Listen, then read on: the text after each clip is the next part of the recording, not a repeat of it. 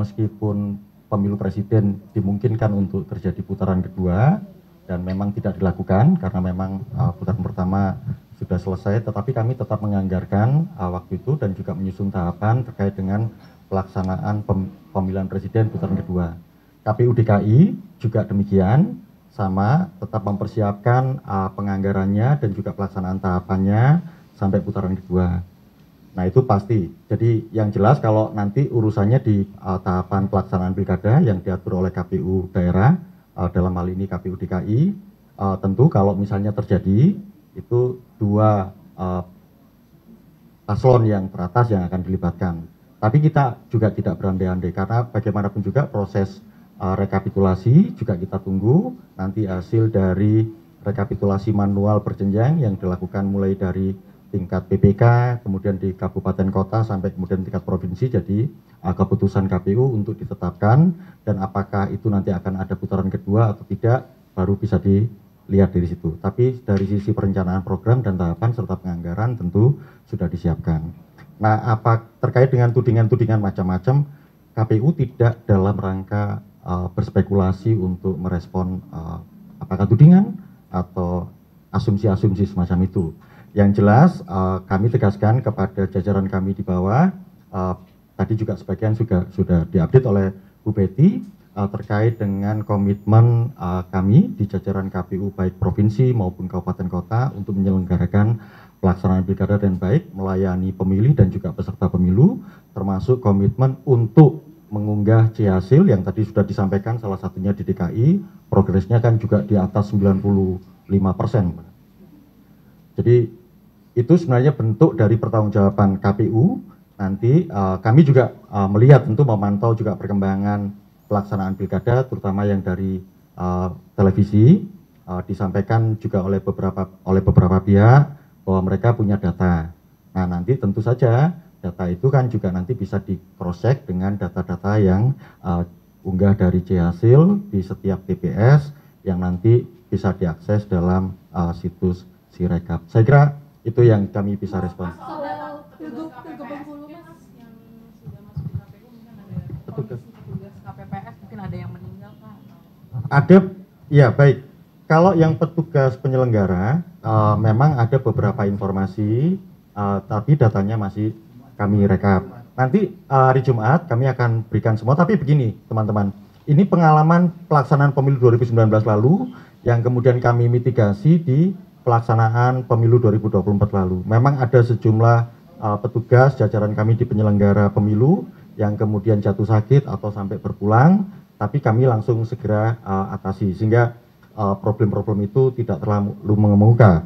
Tetapi bagaimanapun juga tentu kalau misalnya memang ada satu dua informasi yang kami dapatkan, KPPS segala macam yang berpulang pada saat menjalankan tugas, kami mengucapkan turut bela sungkawa. Nanti akan ada proses yang kami jalankan. Pak, soal pilkada Bengkulu, kan salah satu gubernurnya itu kena OTT, dan tapi masih berkompetisi. Kalau misalkan dia unggul itu Pak, kira-kira dari KPU sikapnya gimana? Apakah penetapan hasilnya itu menunggu penegakan hukum? Gini, Mbak, terkait dengan itu kami tidak punya opini apapun.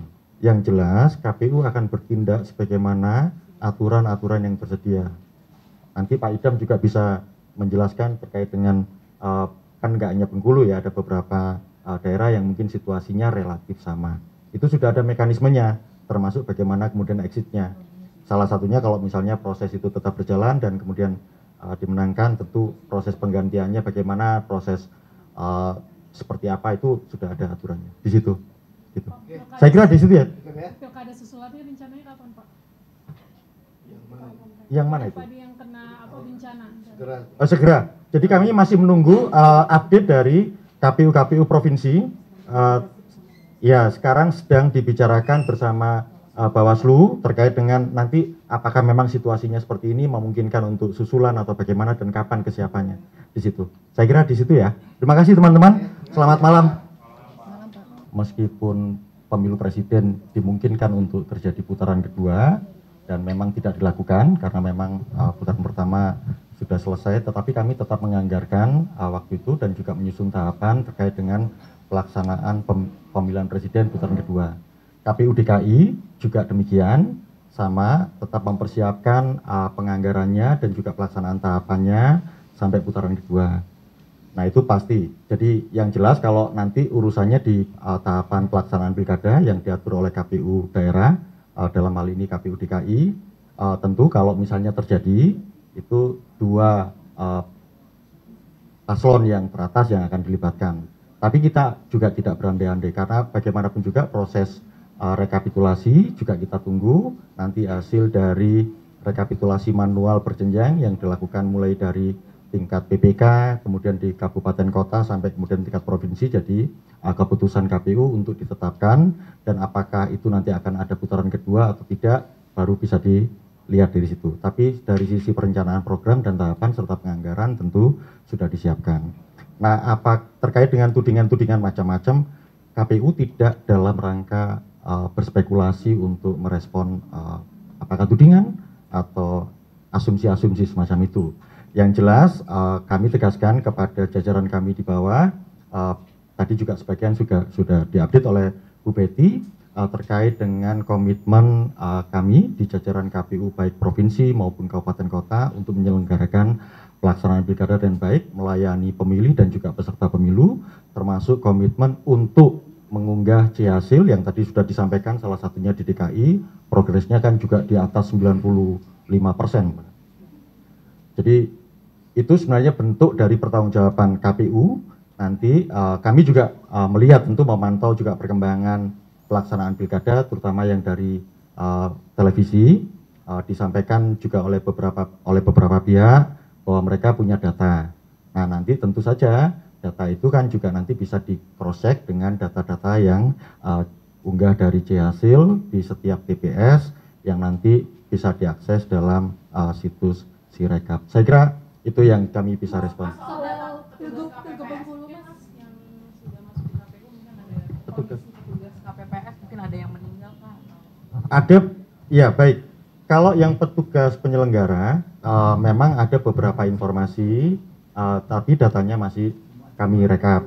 Nanti hari Jumat kami akan berikan semua. Tapi begini teman-teman, ini pengalaman pelaksanaan pemilu 2019 lalu yang kemudian kami mitigasi di pelaksanaan pemilu 2024 lalu. Memang ada sejumlah petugas jajaran kami di penyelenggara pemilu yang kemudian jatuh sakit atau sampai berpulang, tapi kami langsung segera atasi sehingga problem-problem itu tidak terlalu mengemuka. Tetapi bagaimanapun juga tentu kalau misalnya memang ada satu dua informasi yang kami dapatkan KPPS segala macam yang berpulang pada saat menjalankan tugas, kami mengucapkan turut bela sungkawa. Nanti akan ada proses yang kami jalankan. Pak, soal pilkada Bengkulu kan salah satu gubernurnya itu kena OTT